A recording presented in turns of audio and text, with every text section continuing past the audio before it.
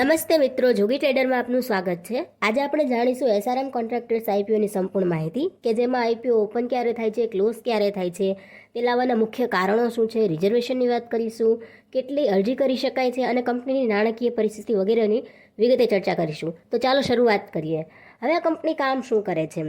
બાંધકામ અને વિકાસ કંપની છે જે મુખ્યત્વે જમ્મુ અને કાશ્મીર અને લડાખના કેન્દ્ર શાસિત પ્રદેશોમાં રસ્તાઓ, પુલો સહિત ટનલ, ઢોળાવ, સ્થિરીકરણ કામો અને અન્ય બાંધકામ પ્રવૃત્તિઓમાં રોકાયેલી છે।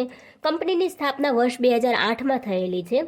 કંપની ઈપીસી કોન્ટ્રાક્ટર તરીકે અને ઇન્ફ્રાસ્ટ્રક્ચર પ્રોજેક્ટ્સ અને પેટા કોન્ટ્રાક્ટર ઇન્ફ્રાસ્ટ્રક્ચર કન્સ્ટ્રક્શનના પ્રોજેક્ટ્સ માટે યુનિટ કિંમતના આધારે કાર્ય કરે છે।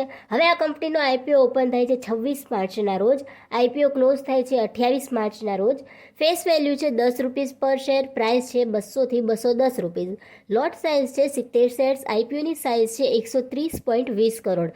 હવે આઈપીઓ લાવવાના મુખ્ય કારણો જાણીએ તો સાધનો મશીનરી ખરીદી માટે મૂડી ખર્ચની જરૂરિયાતોને ભંડોળ પૂરું પાડવું, સંપૂર્ણ અથવા આંશિક ચૂકવણી અને અથવા કંપની દ્વારા લેવામાં આવેલા ચોક્કસ બાકી સુરક્ષિત ઉધારની પૂર્વ ચૂકવણી માટે, કંપનીની કાર્યકારી મૂડીની જરૂરિયાતોને ભંડોળ પૂરું પાડવું, પ્રોજેક્ટ સ્પેસિફિક જોઈન્ટ વેન્ચર પ્રોજેક્ટ્સમાં રોકાણ અને સામાન્ય કોર્પોરેટરના હેતુઓ। હવે કંપની વિશે બીજી વાત કરીએ તો કંપની 4 મુખ્ય બિઝનેસ વર્ટિકલ હેઠળ કામ કરે છે: road projects, tunnel projects, slope stabilisation works અને અન્ય પરચુરણ નાગરિક બાંધકામ પ્રવૃત્તિઓ।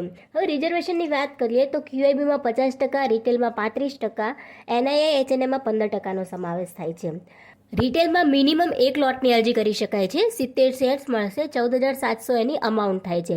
રિટેલમાં મેક્સિમમ 13 લોટની અરજી કરી શકાય છે, 910 શેર્સ મળશે, 1,91,100 એની અમાઉન્ટ થાય છે।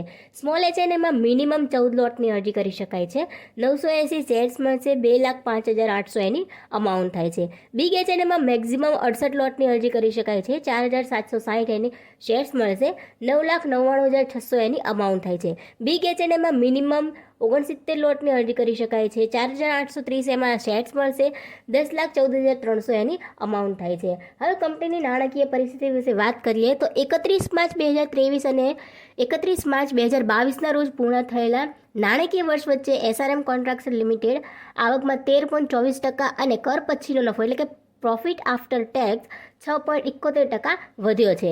હવે 31 માર્ચ 2021માં કંપની 161 કરોડના રેવન્યુ સામે 8 કરોડનો પ્રોફિટ કરે છે। 31 માર્ચ 2022માં 265 કરોડના રેવન્યુ સામે 17 કરોડનો પ્રોફિટ કરે છે। 31 માર્ચ 2023માં 300 કરોડના રેવન્યુ સામે 18 કરોડનો પ્રોફિટ કરે છે। 31 ડિસેમ્બર 2023માં 242 કરોડના રેવન્યુ સામે 21 કરોડનો પ્રોફિટ કરે છે।